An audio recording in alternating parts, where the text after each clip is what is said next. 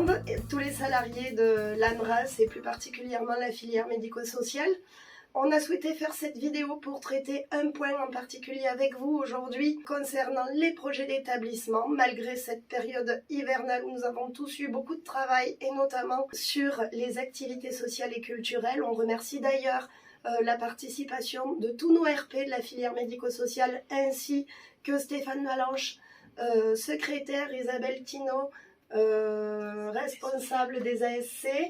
Mais donc nous avons souhaité étayer un point en particulier de ce CSE. Et nous souhaitions aborder un point qui était à l'ordre du jour, les projets des établissements. Certains sont déjà en cours de rédaction, les autres vont l'être ultérieurement. Nous sommes assez inquiets au vu des éléments liés à l'intervenant choisi par l'employeur et nous n'avons pas tout à fait la même lecture que l'employeur de ce qui se passe au niveau des projets en cours d'élaboration. Voilà. Et donc nous l'avons signifié à l'employeur. Alors on en parlait déjà lors du compte rendu du dernier CSE, donc là vous le retrouverez, vous pourrez vous cliquez par là et vous aurez le compte rendu du dernier CSE. On évoquait déjà ce thème parce que on est obligé de le resituer dans la volonté de rationalisation des pouvoirs publics de tout le secteur médico-social et social, à l'ANRAS comme ailleurs. Cette rationalisation, c'est-à-dire de mettre tout le monde au même niveau pour pouvoir le comparer. Je vous le fais en une seconde, quelque chose qui prend plus de temps. Le problème, c'est qu'à l'ANRAS, ils sont en train, dans la filière, de mettre cela en place à travers l'intervention de ce partenaire. Or, il s'avère que nous pensons, et c'est bien pour ça qu'on est tous là aujourd'hui, c'est que nous pensons tous que le projet d'établissement reste un des derniers lieux où on réfléchit ensemble, où on pense sur nos conditions de travail, où on pense sur les conditions d'accompagnement des jeunes ou des adultes pour ce qui est des collègues de l'ESAT et du foyer d'hébergement. C'est le seul moyen où on confronte des fois, mais même des positions divergentes, des positions professionnelles, et où on trouve des terrains d'entente, des terrains communs. Alors oui, bien sûr, il faut répondre à une commande sociale, mais nous ne devons pas être empêchés de réfléchir. Voilà un peu ce qui guidait cette vidéo aujourd'hui et ce qu'on voulait vous dire. Peut-être rajouter effectivement qu'on s'aperçoit que en fait, les projets d'établissement ne sont pas co-construits avec les équipes entières. En fait. C'est beaucoup de copiles, de groupes de travail. Et ce qui nous inquiète, c'est que tous les salariés des établissements n'y contribuent pas. Ce qui est difficile en fait pour la relecture en fait du projet. En fait, c'est pas fait. On ne sent pas les écritures de terrain sur certains projets d'établissement qui sont présentés. On ne sent pas les écritures des professionnels en fait. Voilà. Au niveau de l'instance du CSE, nous avons donné des avis plutôt favorables ces dernières années, puisqu'ils reflétaient l'identité des établissements et nous souhaiterions que cela se maintienne dans le futur. Certains collègues ont été destinataires des questionnaires des cadres de référence pour la mise en place de la réécriture du projet. Les deux premiers points sont: un projet d'établissement est un outil d'accompagnement au changement.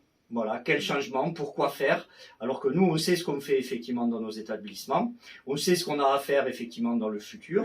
Et deuxièmement, le projet d'établissement est un outil de management. Eh bien non, ce n'est pas un outil de management, c'est un outil qui est censé montrer ce que nous faisons au sein de nos établissements, comment nous construisons le travail, comment nous construisons l'accompagnement des populations qui nous sont confiées, et c'est absolument pas un outil de management pour nous. C'est pour ça que nous sommes fort montés au créneau aujourd'hui en CSE sur ce point.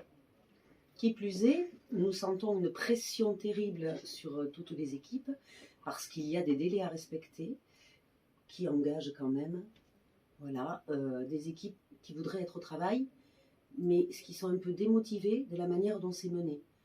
On peut le constater dans plusieurs établissements. Donc il y a beaucoup de délais quand même assez restreints. Dû aux évaluations futures, et nous avons mis en garde au niveau du CSE par rapport à ça, car les salariés perdent le sens de leur travail et qui n'arrivent pas à expliquer dans ces délais aussi restreints.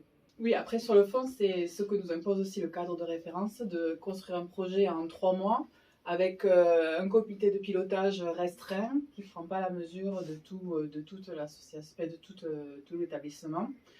Et voilà, c'est là que les employeurs, les directeurs de nos établissements ont quand même leur mot à dire et doivent pouvoir se positionner pour proposer une autre organisation que celle qui nous est soumise par le prestataire.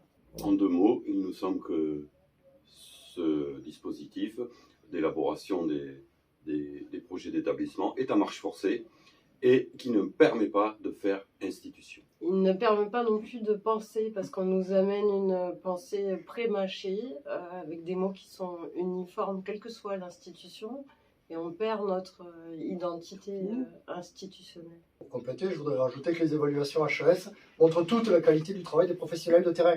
Donc ne doutez pas et allez vous investir dans les projets. Vous êtes les détenteurs de la qualité du travail sur le terrain. Donc ce qu'on vous appelle à travers cette vidéo, et si vous partagez finalement ces sentiments, bon premièrement c'est à excuser ceux d'entre nous, ici ou dans les établissements, qui des fois font partie des copiles. C'est pas parce qu'ils sont dans un copil qu'ils sont d'accord avec ce qui est écrit dans les projets d'établissement. Nous avons déjà réussi et demandé de refaire la copie du projet d'établissement de l'ESAT et du foyer, parce que c'est un des premiers projets d'établissement qui nous a été présenté, qui n'était clairement pas à la hauteur, un, des besoins du moment, deux, de ce qu'avaient dit les collègues de leur travail. Tout à fait. Ce que nous, on vous propose, c'est que vous vous investissiez. Investissez-vous dans les réunions de préparation de ces projets d'établissement. Investissez-vous dans les comités de pilotage. Nous, faites-nous confiance, on est au CSE, on votera ce qu'on devra voter en conscience. Mais partout dans les établissements, on doit s'emparer des projets d'établissement, on doit les faire vivre, on doit s'emparer des projets de service.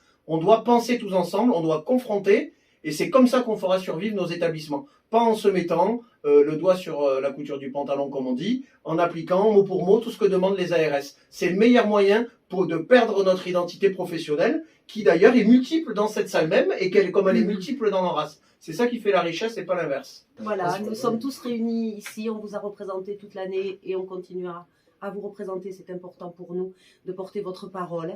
Donc là, nous vous adressons tous nos vœux de bonne année, de joyeux Noël. Voilà, bonne fête à tous. Bonne fête à tous. Bonne fête.